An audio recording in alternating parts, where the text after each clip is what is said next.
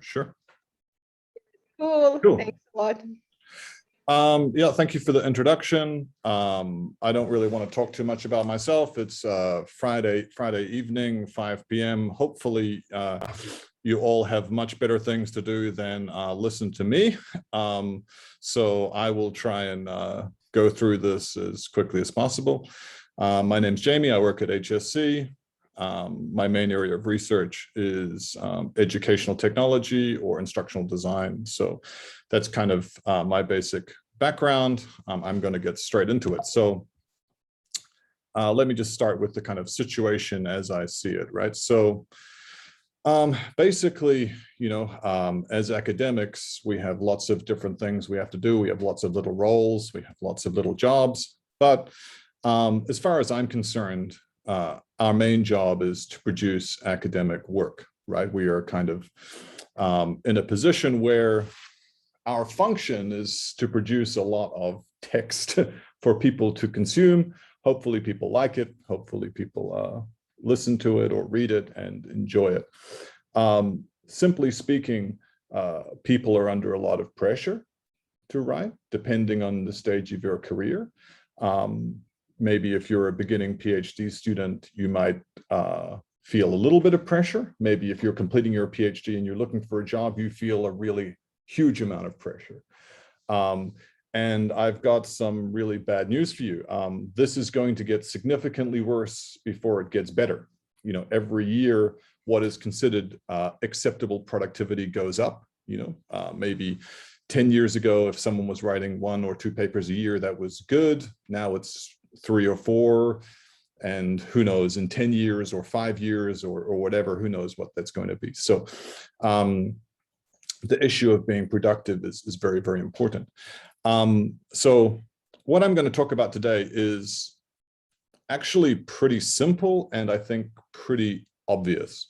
I'm not going to share any secrets or this is the magical way to structure your paper or here is a kind of hack that is going to let you publish more. I'm going to give what I see to be very obvious advice that you probably already know and you've probably already heard.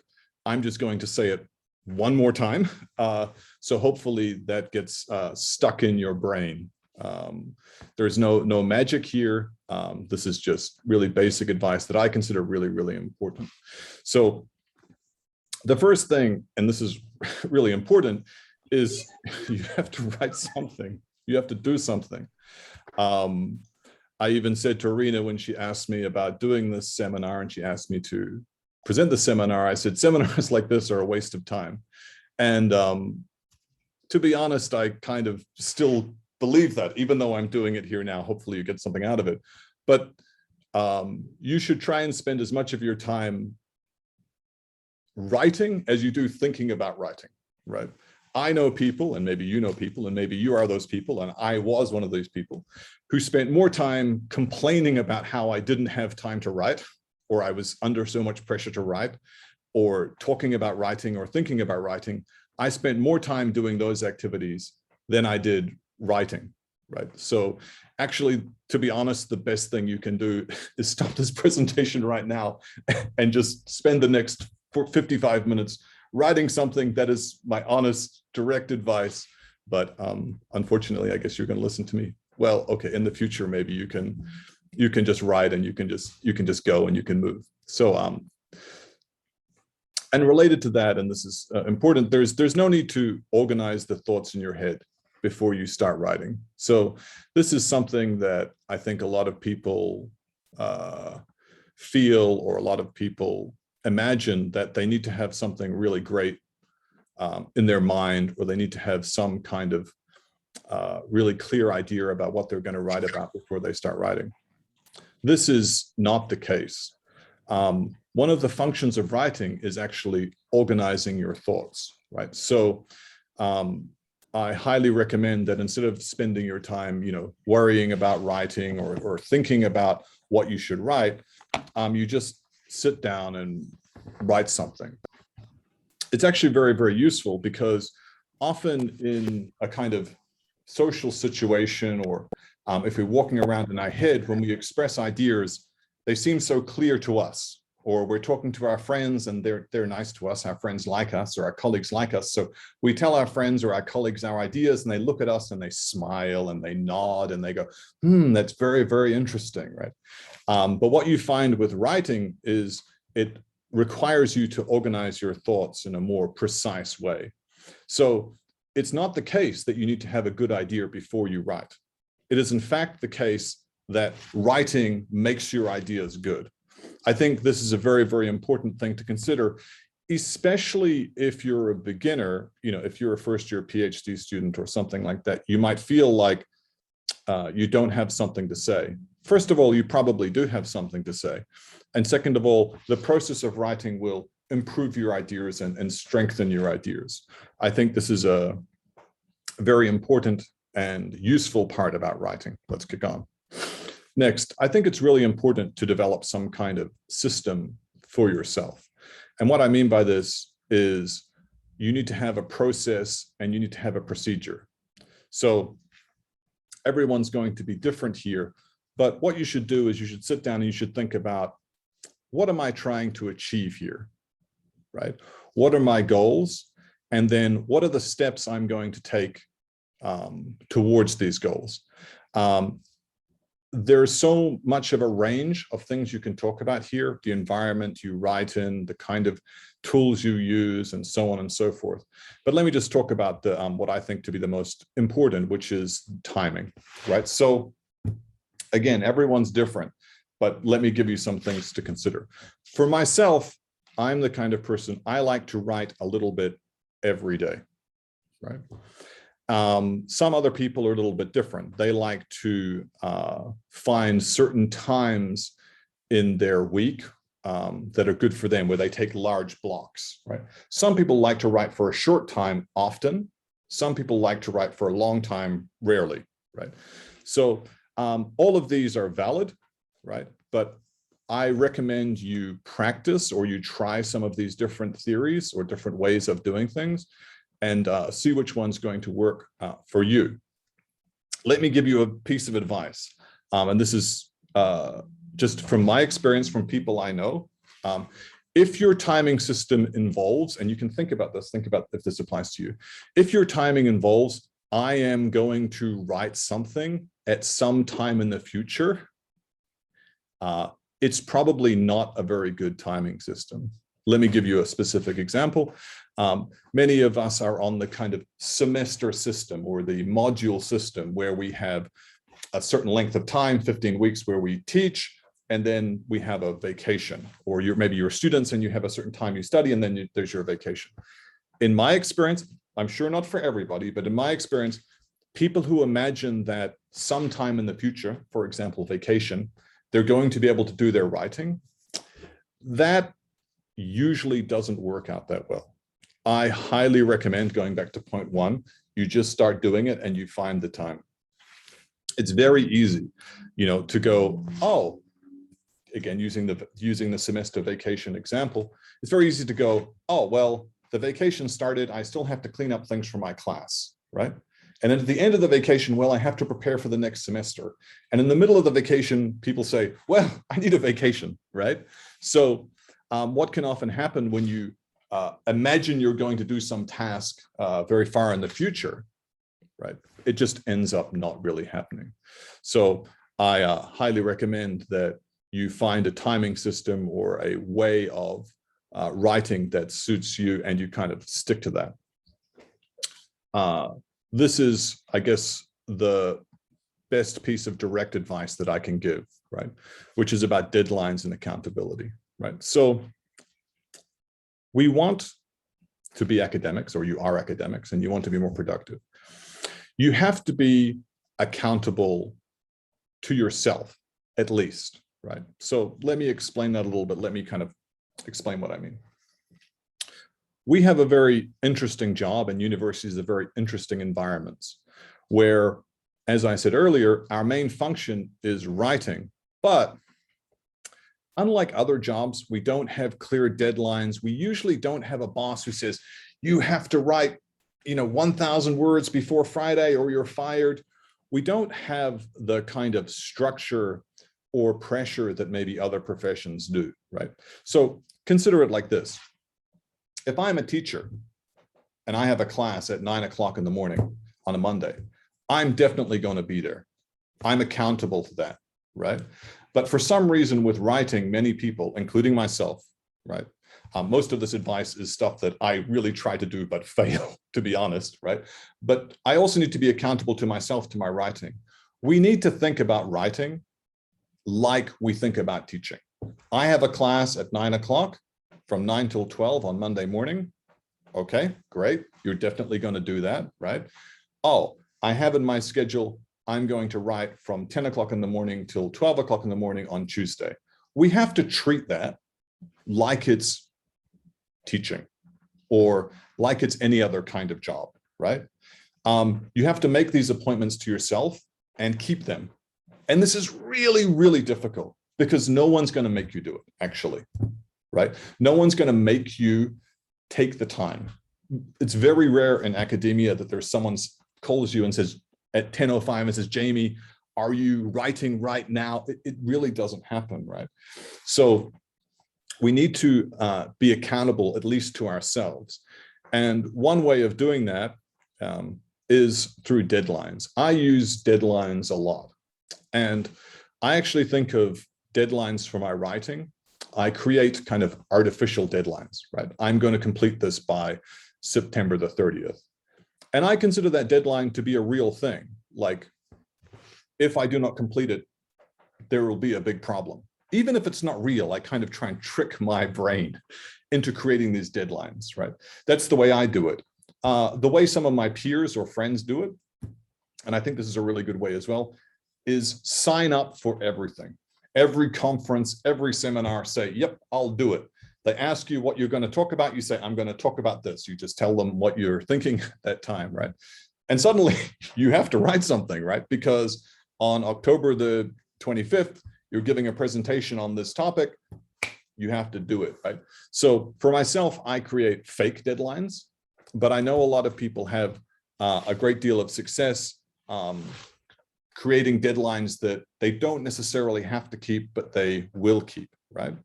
Another way, I'm going to talk about working with people a little bit more later, but also working with other people is a really good thing for accountability. For me personally, if I tell one of my co-authors I'm going to do something by a certain time, I definitely do it, right? And really, it comes back to yourself. Like I said, self-accountability is the key thing here, right? Because in my experience in academia, we're really lucky. We are mostly nice, friendly people. So often what can happen is you have a deadline or you're trying to be accountable to your team or to yourself, but you're not getting the pressure, right? Usually your PhD advisor, he's not going to yell at you or threaten to fire you if you don't complete a task, right? So it's really important, I think, to really take the time and make sure you treat it like a job, right? Like a real job. I have to be there. I have to do it, right? So I think this is really, really important. Continuing on, I also recommend writing quickly, right? And by that, I mean writing quickly, right? Your writing initially will be not very good. And this is the same for everybody. Nobody goes through a period where they start off brilliant. Well, maybe some people do, but nobody I know, and certainly not myself. So I'm a really big believer in the idea of reps, right? And so rep, like a repetition at the gym, you know, one push-up or one squat or something like that. The more reps you get at something, the better you're going to be at that thing, right? And this should be obvious, especially in education, as educators, you know, the idea that you would expect a student to be able to master a task perfectly and completely without practice is insane. We would never think about that, right? So what we would ask for a student to be able to perform a task well is we would ask them to practice a lot. We would ask them to do a lot of reps of practicing a sentence in a foreign language, or how to do a calculation, or you know, memorizing certain texts or something like that. We would try and iterate the process, right? I recommend for yourself, you iterate the process for yourself. This means writing quickly, right? There's no reason why you can't finish 2,000, 3,000, 5,000 words in a month. It's actually not that much writing if you think about it. Now, the quality will be somewhat, not so great. But again, if you think about it as a rep, I'm trying to get better at writing. Okay, how do I do that? I write quickly, I write a lot, and you go through these reps, right? And related to that is this slide I have here is small steps, right? It's so much easier to write a paragraph than it is to write a paper. Obvious, of course, right? But if you think about it this way, a paper is just 30 paragraphs, right? So if you take a big task and you make it smaller, you're going to make the task much, much easier for yourself. I've been reasonably serious about my academic writing for 5 years. I think I'm reasonably experienced, but still for me now, when I open up Microsoft Word and I see an empty page, I'm going to tell you honestly, I am terrified. It is scary. It is blank. It is naked. It's something that it's really, really hard to approach, right? The idea, I've written more than 40 papers, but I look at an empty paper, an empty page, and I go, how is this possible? How is it possible for me to complete this whole thing? It's not going to happen, right? But the way you do it is you do it little steps at a time, one paragraph at a time, right? Maybe for some of you, one sentence at a time, right? You take the step that you think you're capable of taking and you do it. And suddenly you go, oh, I can write a paragraph a day. Cool. Okay. A paper is 30 paragraphs. I'm not great at math, but that means you can write a paper in a month, right? One paragraph at a time. Now, it won't be good. You're going to have to go back, restructure, rewrite it, and so on and so forth. But if you think about any procedure or any process as being a step-by-step process where you start smaller and you build it out and out and out. Again, this should be obvious to us in education, right? Of course, you start small, you start with the simpler things and the easier things, and then you build it up. But I think, small steps is a very, very important kind of way of thinking about it. It works very well for me. Sometimes I will just look at myself and I'll say, okay, Jamie, just all you have to do today is write one paragraph. And I do it. And then I think, okay, cool. Let me just think about what I'm going to do for the next paragraph. I don't need to do it. I'm just going to think about what I'm going to do. And then I just leave it. And then I come back the next day and that second paragraph is already started. I already know what I'm going to do. Okay, that paragraph is kind of easy to write, right? You build a little bit of momentum, and you start to progress. You start to get through something that initially was big and scary, and suddenly it's not that big and scary anymore, right? And these things, I think, small steps and writing quickly really work well together. Consistent, fast writing, you're just going to write so much, right, that you're going to get substantially better at it. It's going to become very easy for you. Then you can focus on the other things, right? This seminar, I'm not going to talk about the mechanics or the internal structure of a paper. Maybe later I can do some presentations about that, about how to write well. This presentation is about productivity, right? But those things are kind of second order issues, in my opinion. Now they might feel like first order problems to you, because I think many people, they imagine they have to do it very well right from the beginning, but of course you won't, right? So I think the first order problem is, can I write a lot? And can I write, can I just write? Can I just do it? Can I just do the thing that is my job, right? That's the first step. The second step is get good at it, right? The first step is just to do it. So that's what I want to say about that. The next is, submit, submit, submit, right? So this is a little bit of a jump ahead, but I think it's an important piece of advice, right? You will not know the quality of your ideas. It's very, very difficult, in my opinion, to have a good impression of how good your ideas are, right? How well they fit within the frame of your field. There's only one way to get that information. And that is to submit it to a journal and see if they like it. This is your test, right? This is your test to see if what you're doing is working or not, right?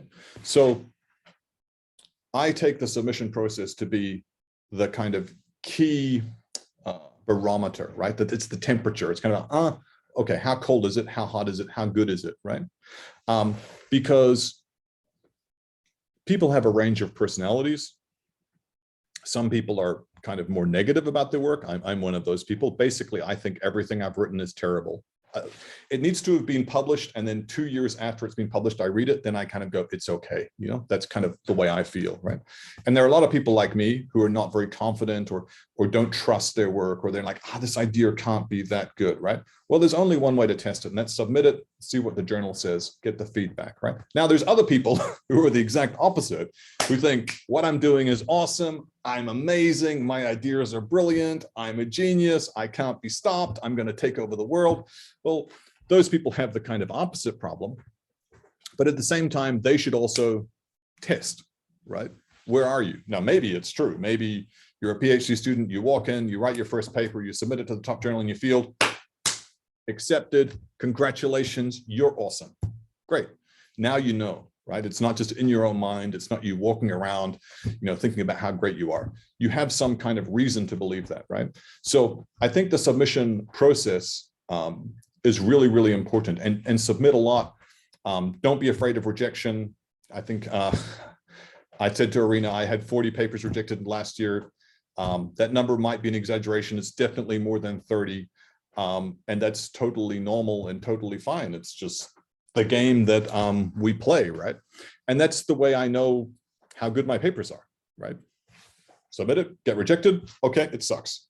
Or it's not that good, it needs to change. Submit it, accept it, cool. It's working, right? So I really recommend that you don't be afraid of this kind of submission process. Next, and this is related to the, this works in tandem with all of them, is working in parallel on several projects at the same time, right? Oh, it should be at the same time. Jamie gives a seminar on writing and then has a grammar mistake in his PPT. Awesome. Okay, so you should be working in at the same time on multiple projects. This is because projects can slow down, they can stop.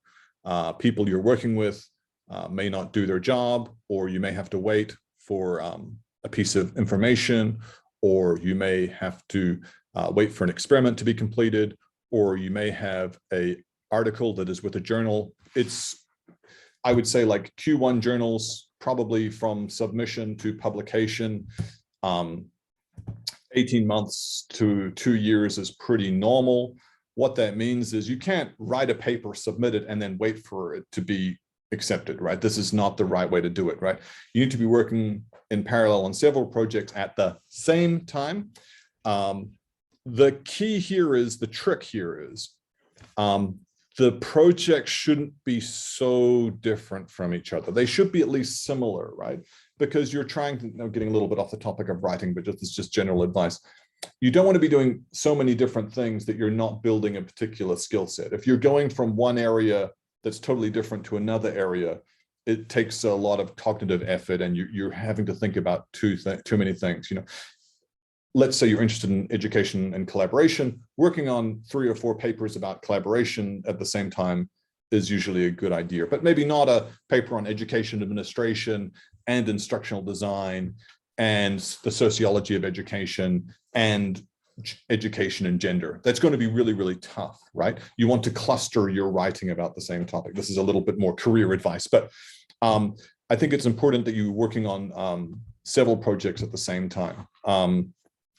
If you want to be productive, this is going backwards a little bit, but your area of expertise in education is going to kind of define what productivity means. So, for example, in instruction, my area, 3 or 4 papers is per year is kind of normal and good.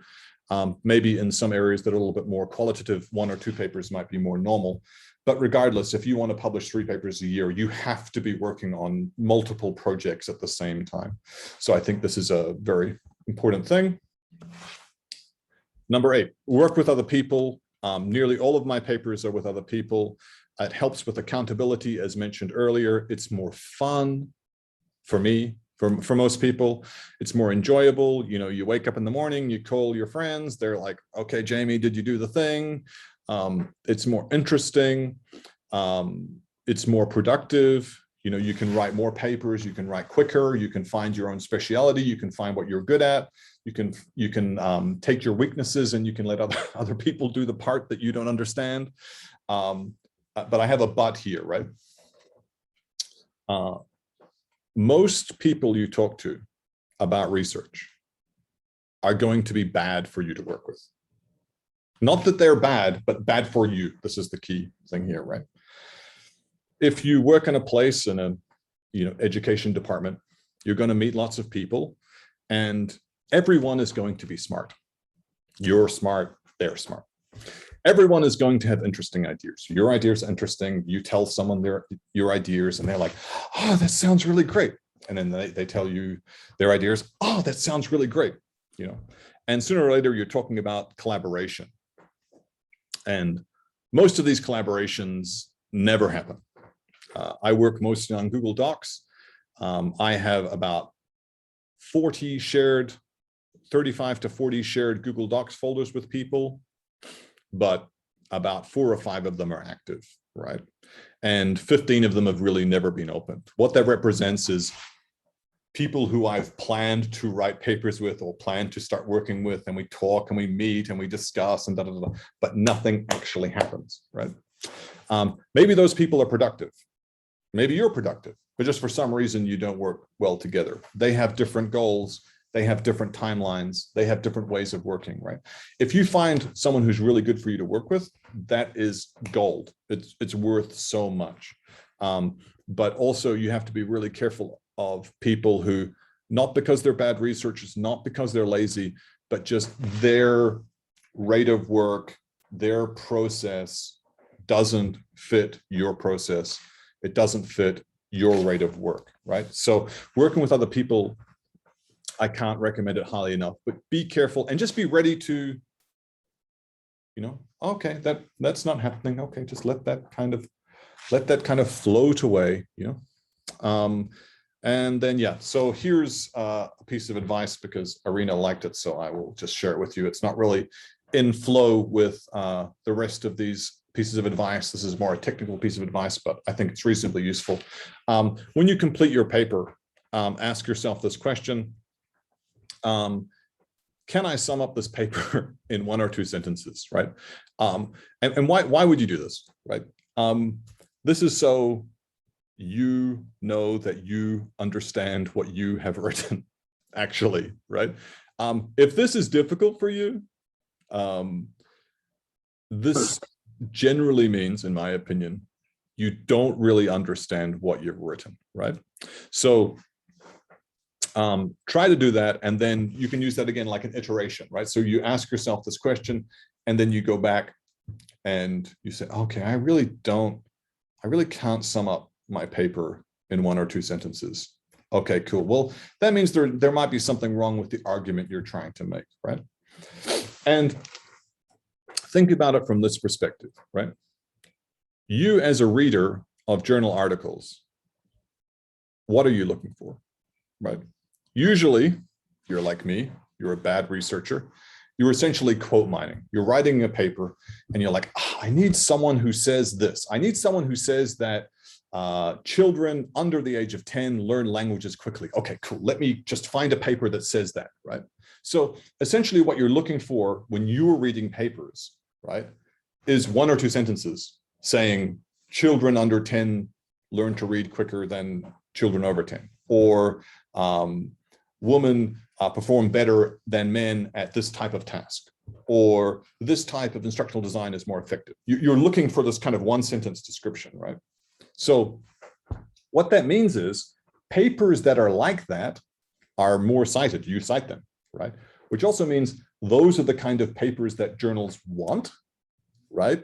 Which means that if you write in this kind of way, journals are more likely to select your papers.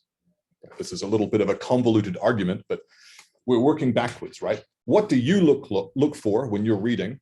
Well, it's probably also what journals are kind of looking for when they're selecting papers. So you should write papers like that, right? And second, and kind of somewhat related to this, is write short papers. This is something I've only started doing in the last year and a half, perhaps, but I've found that the process of writing a lot, writing kind of 10,000, 12,000 word papers, and then cutting it down to say 6,000 words, it has made my writing so much better. It's so much easier to read. It seems like journals in general seem to like it. Some of them have word counts of 7,000 words. For me, I don't like reading academic work that much. So I like reading short papers. When someone sends me a 6,000 word paper, I'm like, to review, I'm like, oh. When I see 12,000, when I see a paper comes to me and the PDF is 40 pages long, I want to cry. So again, this is kind of similar to the previous thing, reverse engineer, what do people like to read? Well, you should kind of like write in that kind of way. And then finally, I tried it to be 30 minutes. I think I'm close. Don't give up, it's really can be a really difficult thing to do, writing a lot. But if you stick at it, you can get better. And I will use myself as an example. What you see here is a graph of my publications starting the far left, 2014, 15, 16, 17, 18, 19, 20, and 21. The red papers are trash. That means not in any index at all, just your whatever your kind of I don't know what you call the island journal of education or something like that. So I published 2 of those in 2014 and 2 of those in 2015. I'll tell you a secret. The 2 that I published in 2014, I'm so embarrassed about, I deleted from my Google Scholar. And then the ones that are in orange are bad. So they're just indexed in Q4, Q3, Q2. The Q2, 3, and 4 in Scopus. So they're, not good. They're pretty bad, but whatever, they're fine, and then the green are okay. So they're the Q1 indexed, right? So I'm not a particularly smart person, but I just kind of kept on trying, kept on writing, kept on doing it.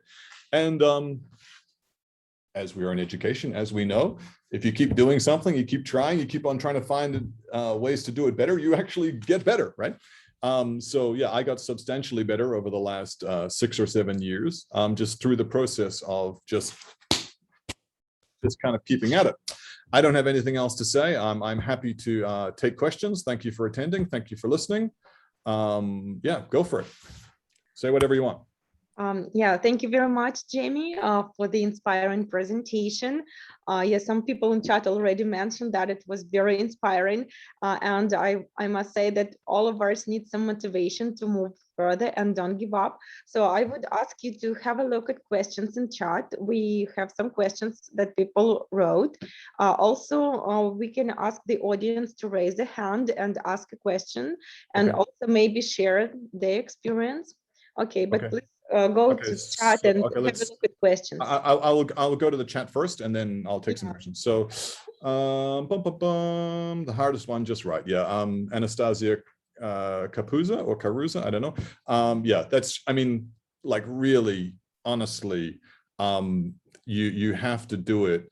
And you have to kind of, yeah, just don't take any excuses from yourself. Just get into it and just do it. Anna Dragova, Jamie, you mean start writing when you already have research data and literature analysis? No. You just start writing. It doesn't matter. You just got to start.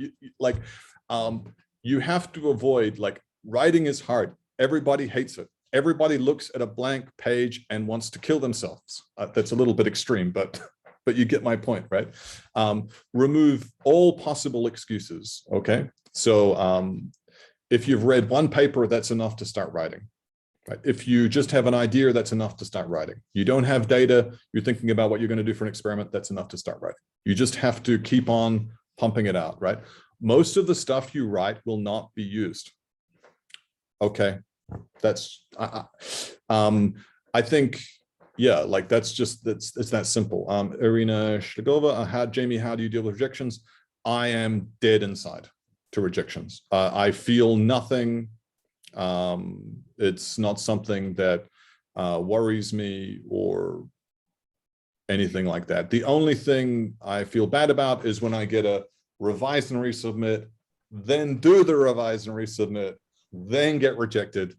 I feel bad, but that's because I had to do some work. But honestly, just rejections, I feel nothing, to be honest. Thank you. When do you think I need to start rewriting and updating? How do I feel at this moment? Again, I think this is a really good question. This is from Anastasia Kapuza. So she said, when do you think I need to stop rewriting and updating text and just let go? How do you feel in this moment? I would say in the beginning, you just pull the trigger as early as possible. What I mean by that is, basically, if it could possibly be okay, ship it. And by ship it, I mean submit it, right? And start on the next thing. It doesn't matter. What's going to happen? You're going to get rejected and you have another shot at it in 3 months. Okay, cool. Fine. Move on. Yeah, so that's my opinion. With experience, you'll start to get a better idea about how much you should be writing and how much you should be rewriting. But I would say, like, as soon as you think this might be, as soon as you have a little feeling this might be okay, submit. That would be my kind of instinct, you know.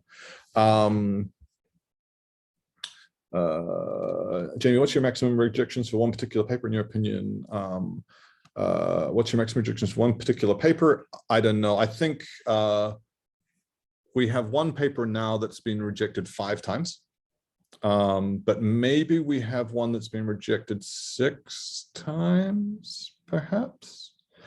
In your opinion, on which attempt is it better to give up and go for another paper? Thanks. I just keep submitting them. I just keep submitting them until someone accepts them. There's a trick for you. This is actually a piece of advice I should have included. When it comes to rejections, you should make a decision very quickly when you get the rejection. Am I actually going to do anything with this paper or not?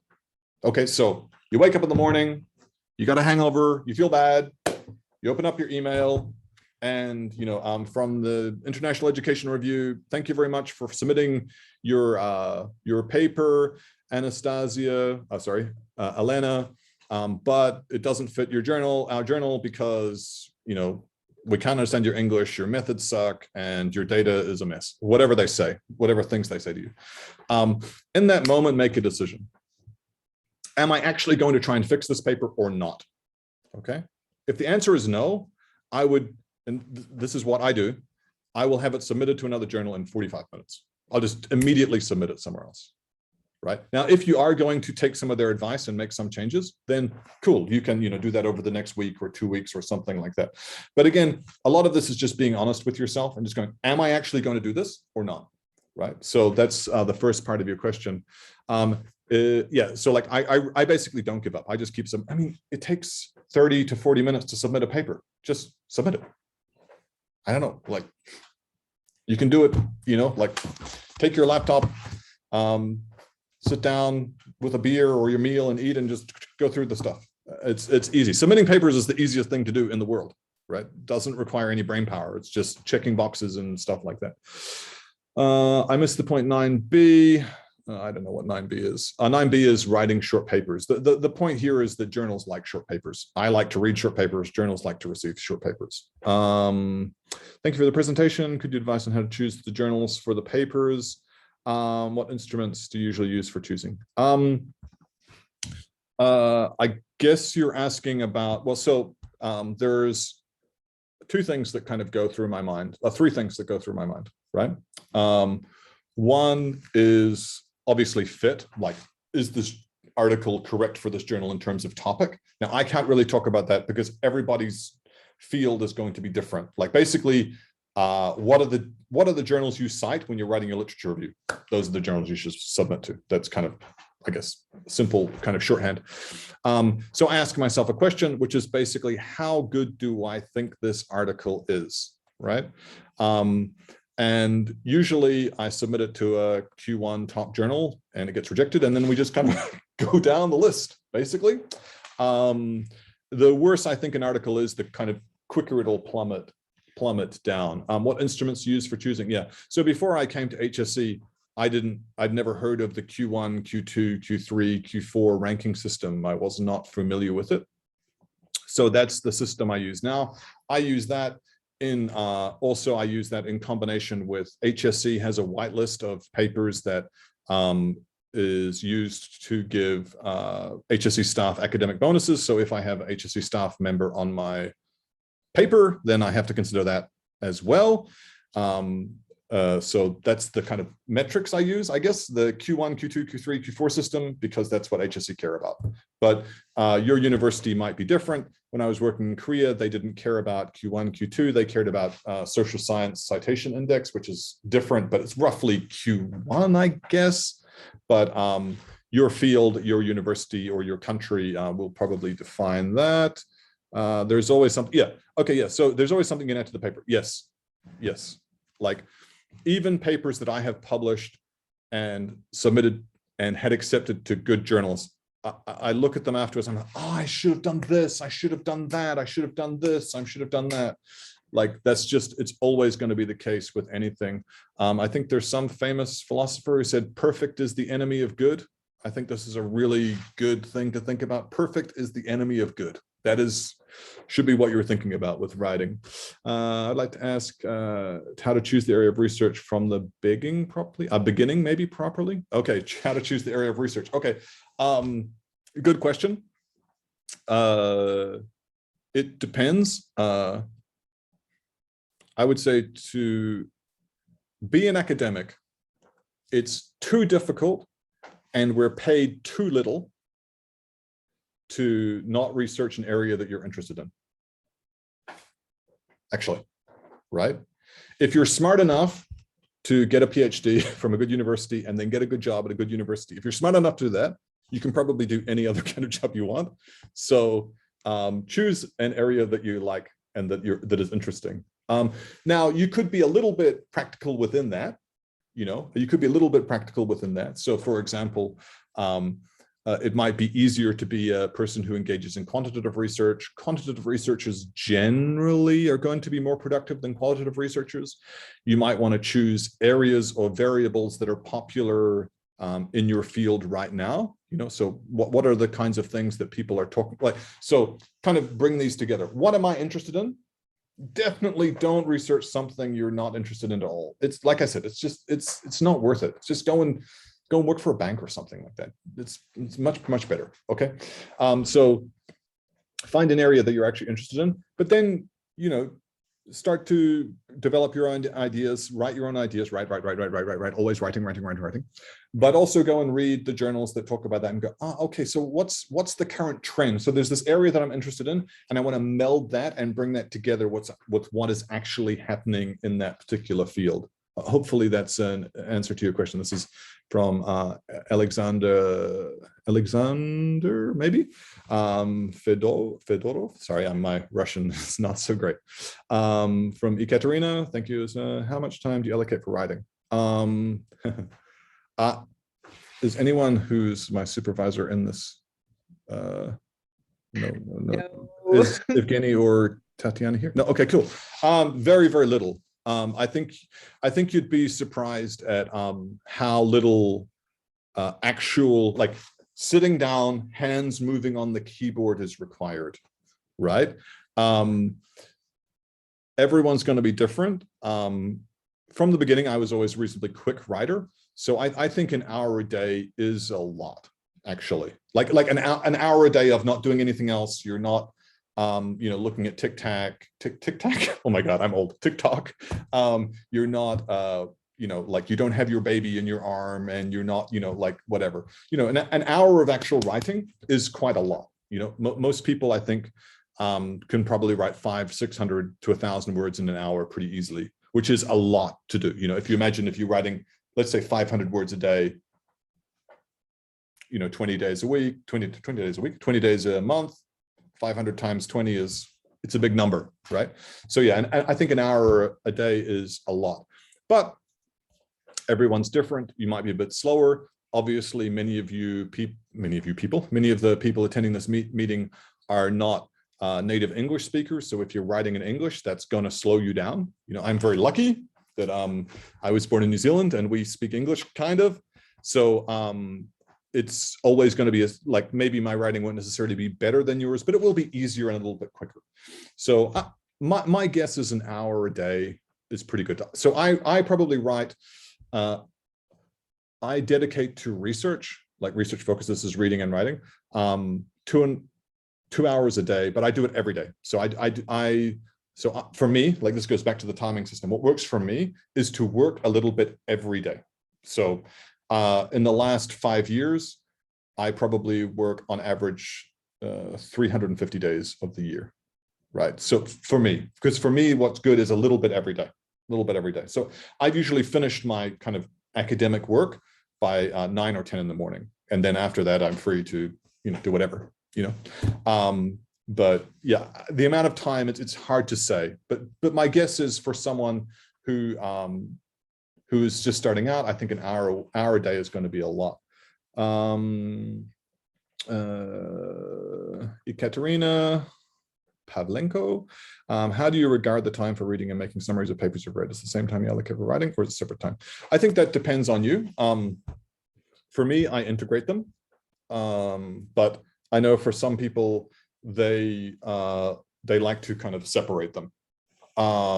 So I can't really answer that question too much. I would say, again, this goes back to a lot of what I'm saying, like very basic, small steps. If you read a paper a day, it's so much reading. If you do that 5 days a week, 40 weeks a year, it's a lot of reading, right? So if you can just get through one paper, like imagine I said, okay, do this for the next 40 weeks, right? Every day, read one academic paper and summarize it, right? At the end of that, you're going to have a dissertation's worth of information, right? So that's quite a lot. So I can't answer that question directly, but yeah, do a little bit of both. What was wrong with those two? They're just bad. Svetlana, oh, this is a tricky one. Zhushkova. What was wrong with them? Oh, they're just bad. I mean, like, I essentially hate all my papers. This is the demon that I have to work with. Like I said, I can only really look at my paper and think it's good after it has been published, and then at least a year or 2 years has passed. Then I can look back at it and I can go, maybe it wasn't that bad. This is the kind of the demon that drives me, I guess, is I'm never happy with my own work. But yeah, they're just bad papers. It's just better if no one reads them. You shouldn't read them. I don't want to read them. I don't want anyone to read them. You can still find them. If you Google my name, you will find them eventually. Thanks a lot. Okay, my pleasure, Alexander. What is better after rejection from one of Q1? Submit immediately to another, or maybe Q2? Okay. This is a really good question and something I think about a lot. I had a piece of advice from my supervisor, Evgeny Tarantev. He said, if you get rejected from Q1 paper, Q1 journal, you should try a journal higher. And I've never used this strategy before, and I tried it recently, and it worked. So that's definitely works, but you have to use a little bit of judgment. Generally speaking, I have a kind of system in my mind. I imagine that every paper I write will probably be submitted 2 or 3 times before it gets accepted. This is kind of my system in my brain, right? And so usually I do at least 2 Q1s, and then I start to think about dropping down. After 2 rejections, I take a good hard look at the paper and go, is this really just not good? And it should go down to Q2 or Q3, Again, this is a value judgment that you have to, that with experience, you will learn. To be honest, I probably started dropping down a little bit too early in the past. I would get rejected in a Q1 and I would go immediately to Q2, right?